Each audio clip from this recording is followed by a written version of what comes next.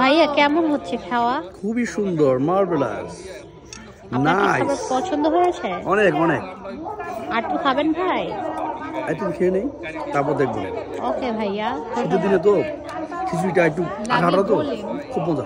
আচ্ছা ভাই, 2 প্লেট খেয়েছেন, আবার বললেন লাগলে।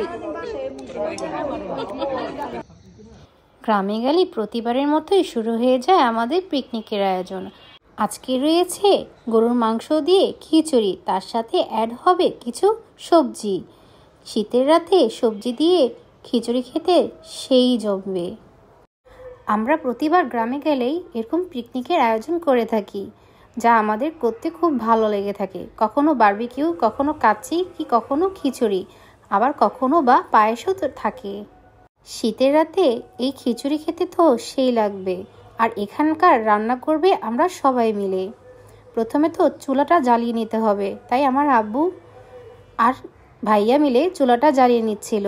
আর আমার বোন একটু পাট নিচ্ছিল যে ও চুলাটাই জ্বালাচ্ছে, আর রান্নাটা তো আজকে ওই করবে। দেখতে দেখতে রান্নাটা শুরু হয়ে গেছে। ওইখানে মশলাটা কষিয়ে নিচ্ছিল, তারপর এটার মধ্যে চাল ডাল অ্যাড করে সবজিটা দেওয়া হয়ে যাবে। আমি আবার একটু ভিডিও করার জন্য লাড়ালাড়ি করছিলাম। সত্যি চামচটা তো ভারী হয়েছিল, মনে হয় আমি ডেগের মধ্যে নৌকা চালাচ্ছিলাম। বাবা কিভাবে যে রান্না করে ডেগে, আমি তো এটাই বুঝতে পারলাম না।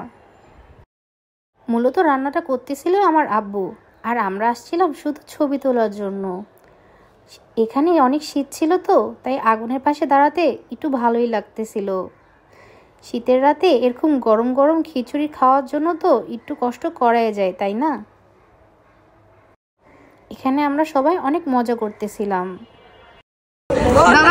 এটা দুজন দলে বুঝবো এরা ছবি তুলছে, আর এমনি বুঝবো না খারাপ লাগে রান্না করছে। হ্যাঁ খাইলো মেন বাবুর হ্যাঁ জুগালি একটু ধরো এই খুব মেরা কৌতুক টাকা করে দেবো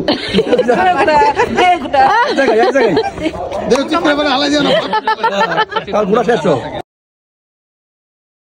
সবাই মিলে যে কাজ করা হয় ওই কাজটা কখনো খারাপ হতেই পারে না। আব্বু এই জন্য এখানে যারা যারা ছিল সবার থেকেই নাড়া দিচ্ছিল, যেন রান্না করলে খাবার মজা হোক আর খারাপ হোক, দোষ যেন সবার মধ্যেই পড়ে। এখানে একে একে করে সবাই নাড়া দিচ্ছিল, যেন সবারই এটার মধ্যে হাত থাকে। একে একে করে এখন রান্নাটা শেষই হয়ে গেল, এখন একটু টেস্টিংয়ের পালা। এখানে এক বাটি খাবার নিয়ে আমরা একটু সবাই টেস্ট করি, তার মধ্যে ভাইয়া চলে আসলো, শুধু ভাইয়াই বাকি ছিল একটু নাড়া দেওয়ার। সো এখন ভাইয়াও একটু তার হাতে ছোঁয়া দিয়ে দেবে, যেন ভাইয়া বলতে না পারে যে আমি তো নাড়া দেইনি। এদিকে ভাইয়া নাড়া দিচ্ছে আর ওইখানে আমাদের টেস্টিং শুরু। উফ, শীতের রাতে খিচুড়ি টেস্ট কি করব ভাই, আমরা তো খেয়েই বাঁচি না।